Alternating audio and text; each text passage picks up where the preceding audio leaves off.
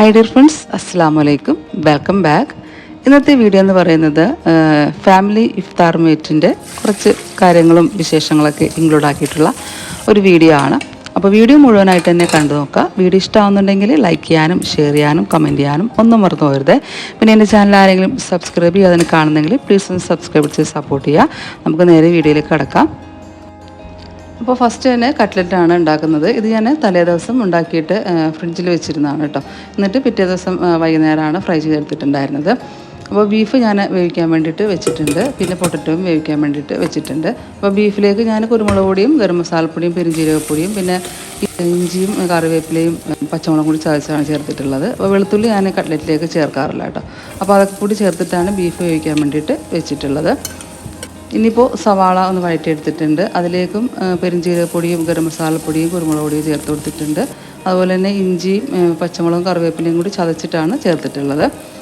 അതിനുശേഷം പിന്നെ ബീഫ് ഒന്ന് ക്രഷ് ചെയ്തെടുത്തിട്ടുണ്ട്. അതുപോലെ പൊട്ടറ്റോ സ്മാഷ് ചെയ്തെടുത്തിട്ടുണ്ട്. അതും അതിലേക്ക് ചേർത്തിട്ട് നന്നായിട്ടൊന്ന് കൈ കൊണ്ടിട്ട് കുഴച്ചെടുത്തിട്ടുണ്ട്. ചെറിയ ചൂടാറിയതിന് ശേഷമാണ് കൈ കൊണ്ട് നന്നായിട്ട് കുഴച്ചെടുത്തിട്ടുള്ളത്. എന്നിട്ട് കട്ട്ലറ്റിൻ്റെ ഷേപ്പൊക്കെ ആക്കിയിട്ട് അത് റെഡിയാക്കി വെച്ചിട്ടുണ്ട്. പിന്നെ ഞാൻ ഷവർമ ബോളും പിന്നെ ചിക്കൻ റോളും അതും ഉണ്ടാക്കിയിട്ടുണ്ടായിരുന്നു. അതിൻ്റെ റെസിപ്പിയൊന്നും ഇതിൽ കാണിക്കുന്നില്ല.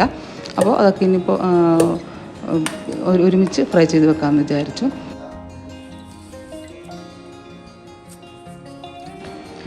ഇനിയിപ്പോൾ കായ്പോളിലേക്ക് വേണ്ടിയിട്ടുള്ള കാര്യങ്ങളൊക്കെ ഒന്ന് റെഡിയാക്കി എടുക്കാനായിട്ട്. അപ്പോൾ 3 ഏത്തപ്പഴമാണ് എടുത്തിട്ടുള്ളത്.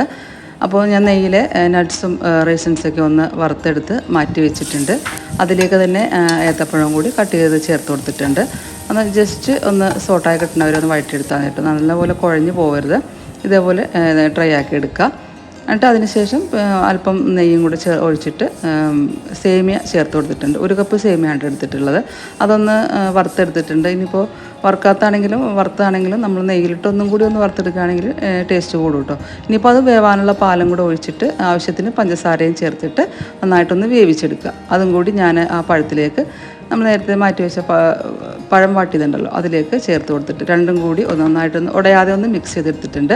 ഇനിയിപ്പോൾ അതിലേക്ക് വേണ്ടിയുള്ള ബാറ്റർ ഒന്ന് റെഡിയാക്കി എടുക്കാം. അപ്പോൾ ഞാൻ ഒരു 7 മുട്ടയാണ് എടുത്തിട്ടുള്ളത്. അതിലേക്ക് പഞ്ചസാരയും പിന്നെ ഏലക്കാപ്പൊടി, പാല്, പിന്നെ അല്പം ഉപ്പ്, മധുരം ഒന്ന് ബാലൻസ് ചെയ്യാൻ വേണ്ടി അതും കൂടി ചേർത്ത് നന്നായിട്ട് അടിച്ചെടുത്തിട്ടുണ്ട്.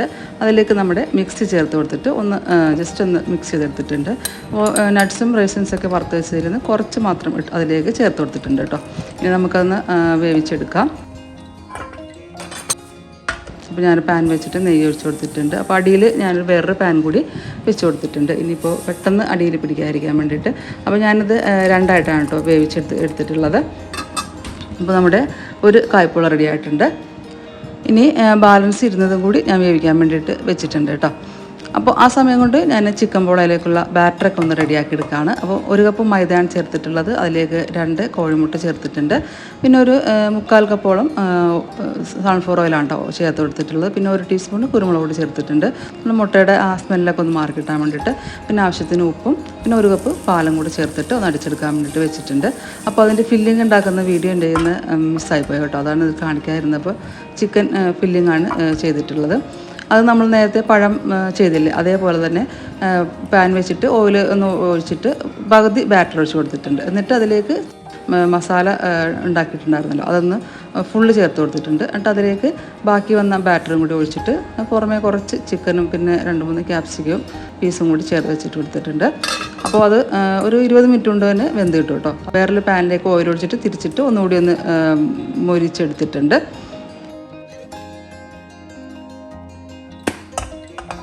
ഒരു 2 മിനിറ്റൊക്കെ വെച്ചാൽ മതി. അപ്പോഴത്തേക്കും നമ്മുടെ പോളയും റെഡി ആയിട്ടുണ്ട്. ഇനിയിപ്പോൾ തരിക്കഞ്ഞിയാണ് കേട്ടോ ഉണ്ടാക്കുന്നത്. അത് റവ കാച്ചിയതെന്നൊക്കെ പറയില്ലേ, ഇവിടെ റവ കാച്ചിയതെന്നും പറയും തരിക്കഞ്ഞി എന്നും പറയും. അപ്പോൾ അതാണ് ഇപ്പോൾ ഇനി ഉണ്ടാക്കാൻ പോകുന്നത്. അപ്പോൾ 2 പാക്കറ്റ് പാലാണ് എടുത്തിട്ടുള്ളത്. അതിലേക്ക് 2 കപ്പ് വെള്ളം കൂടി ചേർത്ത് കൊടുത്തിട്ടുണ്ട്. നന്നായിട്ടൊന്ന് തിളപ്പിച്ചെടുത്തിട്ടുണ്ട്. തിളച്ചതിന് ശേഷമാണ് ഞാൻ റവ ചേർത്ത് കൊടുത്തിട്ടുള്ളത്.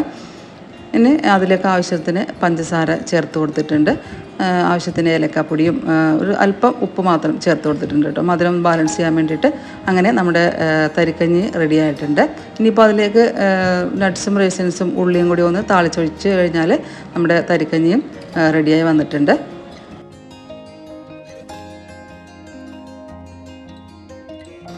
ഇനിയിപ്പോൾ ഫ്രൈ ചെയ്യാനുള്ള കാര്യങ്ങളെല്ലാം ഒന്ന് ഫ്രൈ ചെയ്തെടുക്കുകയാണ്.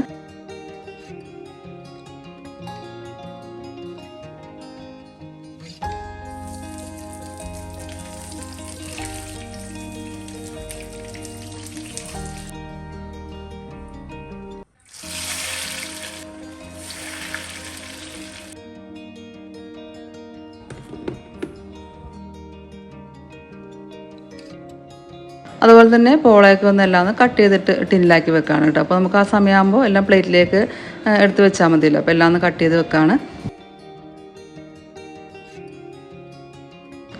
അങ്ങനെ ഫ്രൂട്ട്സും കാര്യങ്ങളും അതും എല്ലാം ഒന്ന് കട്ട് ചെയ്തിട്ട് ഒന്ന് ടിന്നിലാക്കി എടുത്ത് വെക്കുകയാണ് കേട്ടോ.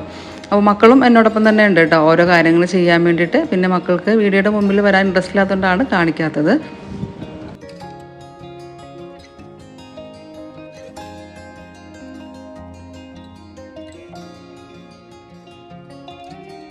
അങ്ങനെ ജ്യൂസും റെഡിയാക്കി എടുത്തിട്ടുണ്ട്. അപ്പോൾ ഞാൻ ഗ്രേപ്പ് ജ്യൂസാണ് ഉണ്ടാക്കിയിട്ടുണ്ടായിരുന്നത്. അപ്പോൾ ഇങ്ങനെ അധികം ആൾക്കാർ ഉള്ള സമയത്ത് നമുക്ക് ഇതേപോലെ നേരത്തെ ഉണ്ടാക്കാൻ പറ്റുന്ന ജ്യൂസ് ഉണ്ടാക്കുകയാണെങ്കിൽ അതായിരിക്കും കേട്ടോ നല്ലത് എപ്പോഴും. അപ്പോൾ നമുക്ക് തിളപ്പിച്ച് വെച്ച് കഴിഞ്ഞാൽ പിറ്റേ ദിവസം അടിച്ച് ഫ്രിഡ്ജിൽ വെച്ച് കഴിഞ്ഞാൽ ആ സമയത്ത് നമുക്ക് റെഡിയാക്കി എടുത്താൽ മതിയല്ലോ. അപ്പോൾ അങ്ങനെ എല്ലാ കാര്യങ്ങളും തന്നെ ടേബിളിലേക്ക് സെറ്റാക്കി വെച്ചിട്ടുണ്ട്. ഇനിയിപ്പോൾ ആ സമയമാകുമ്പോൾ പുറത്ത് ആണ് കേട്ടോ ഇത് വെക്കുന്നത്. പുറത്ത് ടേബിളും ചെയറൊക്കെ സെറ്റാക്കിയിട്ടുണ്ട്.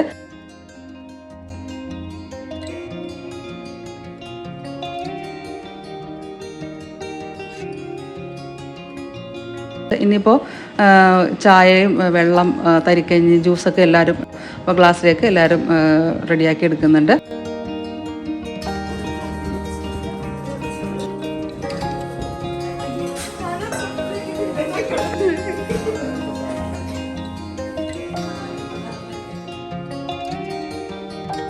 ഇപ്പോൾ ഒരു 6:15 ആയിട്ടുണ്ട്. ഇനിയിപ്പോൾ എല്ലാവരും കൂടി ഒരുമിച്ച് തന്നെയാണ് കേട്ടോ എല്ലാം സെറ്റാക്കുന്നത്. അപ്പോൾ പുറത്താകുമ്പോൾ നല്ല ഒരു സന്തോഷമായിരിക്കുമല്ലോ, എല്ലാവരും കൂടി ഒരുമിച്ച് ഇരിക്കുമ്പോൾ അത് ഒരു വേറൊരു വൈബ് തന്നെയാണ്. അകത്ത് നമുക്ക് എല്ലാവരും കൂടി ഒരുമിച്ചിരുന്നാലും അവിടെ ഇവിടെയൊക്കെ ആയിട്ട് കുറച്ച് പേരൊക്കെ അങ്ങനെയാണല്ലോ ഇരിക്കാൻ പറ്റുള്ളൂ. എല്ലാവർക്കും കൂടി ചെയറിൽ ഡൈനിങ് ടേബിളിലൊന്നും ഇരിക്കാൻ പറ്റില്ല. അപ്പോൾ ഇതാകുമ്പോൾ എല്ലാവർക്കും കൂടി ഒരുമിച്ച് പുറത്താകുമ്പോൾ ഒരു സന്തോഷം എല്ലാവർക്കും, മക്കൾക്കാണെങ്കിലും എല്ലാവർക്കും നല്ല സന്തോഷമായിരിക്കും. അങ്ങനെ ബാങ്കൊക്കെ കൊടുത്ത് ഇപ്പോൾ എല്ലാവരും നോമ്പുറക്കാണ്.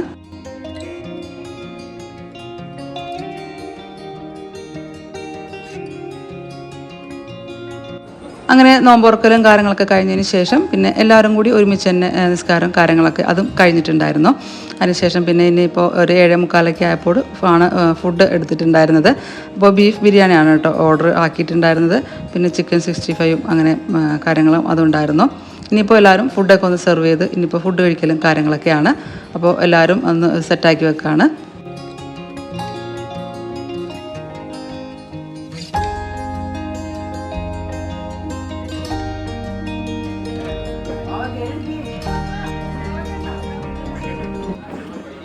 അങ്ങനെ അതും കഴിഞ്ഞു. ഇനിയിപ്പോൾ എല്ലാവരും പോകാനുള്ള തിരക്കിലാണ്. ഇപ്പോൾ ഒരു 10 മണിയൊക്കെ ആയിട്ടുണ്ട് കേട്ടോ.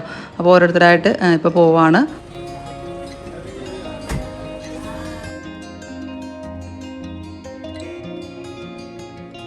അപ്പോൾ ഇത്രയൊക്കെയാണ് ഇന്നത്തെ വിശേഷങ്ങളും കാര്യങ്ങളൊക്കെ. അടുത്ത ഒരു അടിപൊളി വീഡിയോ ആയിട്ട് വരുന്നവരെ താങ്ക്സ് ഫോർ വാച്ചിങ്.